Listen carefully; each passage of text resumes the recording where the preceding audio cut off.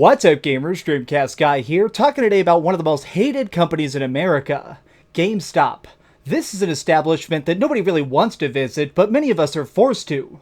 They are the leading distributor of used games in the United States, so if you want something for cheaper than retail, you're probably going to have to go there. They do have good sales from time to time, but mostly this is a place that's known for how bad their business practices are. They try and force you into getting their stupid power-ups card, they're always trying to get you to subscribe to their crappy magazine, which is just solid ads, and they always try and stick you with some sort of pre-order. No matter what, they're always trying to get you to sign up for some Call of Duty thing or upgrade to the next collector's edition, even if you absolutely hate that kind of crap.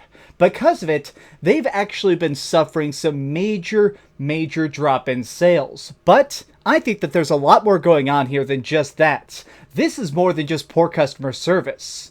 So recently, I got a nice inside connection in corporate of GameStop.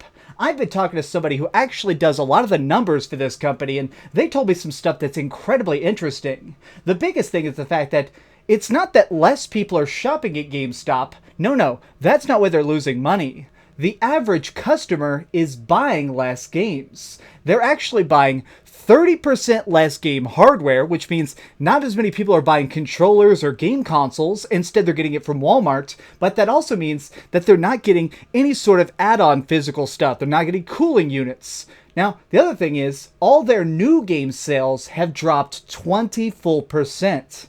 This means that they are officially bleeding money. They are in serious need of help. The real conundrum here, though, is that they are still going into the store. The thing is, they're buying stuff like hats that have cool logos or shirts that include the name of their favorite game series. They're no longer just buying games. Instead, they're trying to buy the paraphernalia.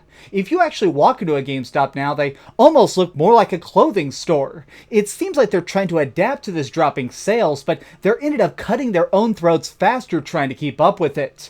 They figure, alright, if people want stupid watches, we'll put stupid watches on every shelf. Little do they know that people were there still to buy games in the first place.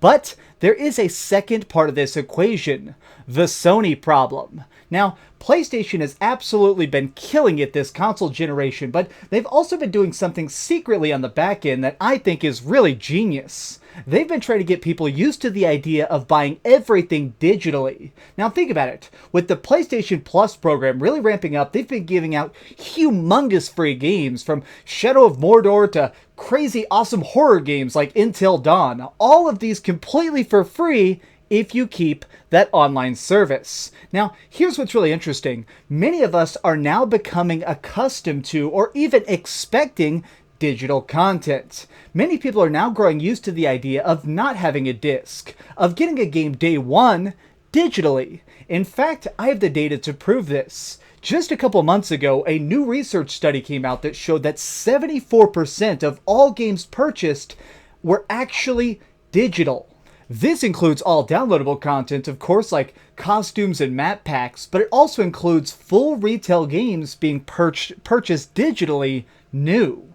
That is so intriguing to me, because it means that people are now growing used to the idea of only owning things on their console. Now, I think a big part of this is a purposeful push by Sony. Now think about it, they've been doing so many PlayStation sales recently. Almost every single week there's some sort of giant markdown, whether it be RPGs having their prices slashed in half, or some sort of cool exclusive thing like, hey, it looks like if you buy this game, every single piece of add-on content is now going to be totally free of charge if you buy it during this weekend. A lot of this stuff is also major like $40 and $50 games being marked down to like $7. Sony has now trained us to think of games a lot like how Steam handles it. They're just these digital goodies that you can get for full price, half price, or a lot less. Because of this, I think that it is absolutely killing GameStop's idea share. Now, you have to think, a company needs people to constantly think of them in order to stay in business. You need people to think of, okay, I need a new PlayStation. That means I go to GameStop. That's not what's happening. Now people are going, well, I can go on down to Target or GameStop or probably even a Tom Thumb if it's got an electronics department. Well, used to, the only place you could browse for games was a GameStop. They'd have the widest selection with the most generation of consoles. But with PlayStation Now, all the cross-compatible stuff, you can just get everything on the PlayStation Store. So I think it is a directly attributable thing. The loss of money of GameStop is coming straight from the pain of PlayStation. The blood coming out of them is becoming money into their pockets.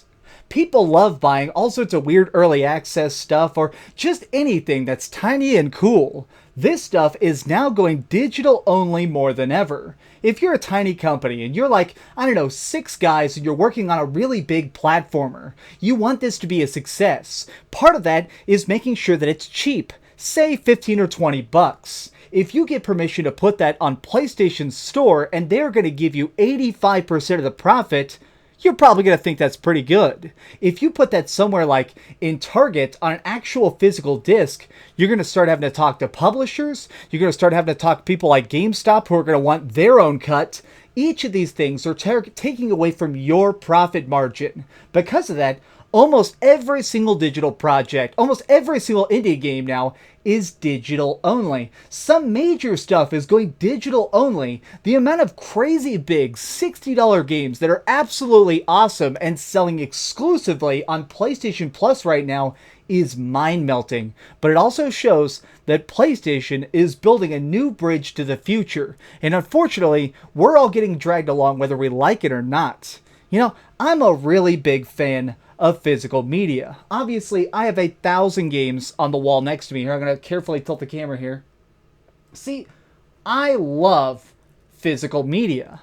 I love physical media, but there's also comes a time when I realize that good deals are king. Longtime subscribers know that in the past, I've talked about the fear of a digital-only future because I don't like the idea of not actually having my games here. I don't like the idea of if I lose my internet connection or, I don't know, something messes up with my account, I lose the games I've already bought. But I think that we're getting towards that point. I think it's going to come down to the point where every game is cheaper than it's ever been. Games may be $30 or $40 at launch. In fact, we're already getting some games that are experimenting with that. Like, there's a game coming out next week called Hellblade. It's going to be $30. We're also getting a big, huge shooter, Lawbreakers. This is all going to be $30. Both of these come out day one, half price, digital only. This is such an interesting time to watch gaming evolve, but I still don't quite know if this is going to be good or bad in the long run. Digital media means that discounts can happen faster, but without a physical place like GameStop, that means that there's going to be a lot less used games that are going to help pull prices down faster. So, it's a bit of a double-edged sword, but I'm really open-minded with what's going to happen next. And personally, I'm really glad that GameStop is going out of business. The ones at my local, like the employees at my local store are super nice, ultra kind. They always say they watch my videos and they'll love them, but I still think that that company as a whole is a piece of trash. They're basically the Walmart of video games. Well, guys, this has just been another random rant by DreamcastGuy. What do you think of it? Do you think that a digital future could be better for all of us, or do you think that it's probably a lot safer if we actually keep discs around? Let me know in the comments down below. If you enjoyed this video, please give it a like, share with your friends, and subscribe if you haven't already. But do me the biggest favor of all and keep dreaming. Ooh, I'm like filming this at like 3 a.m. because I'm reading all these statistic sheets and doing secret Skype calls with GameStop employees. This is I'm being an investigative journalist. I am a gaming journalist. Ho ho ho ho.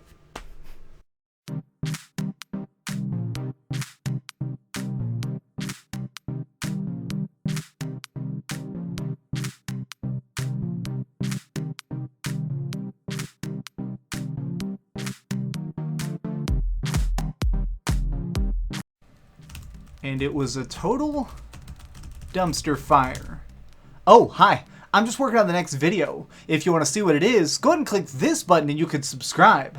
Also, if you click these video links, you can see my latest review and my latest top 10. Now I'm just going to sit here for a minute and wait for you to subscribe. Oh, I guess I could put on these giant glasses. I literally found these on a roller coaster.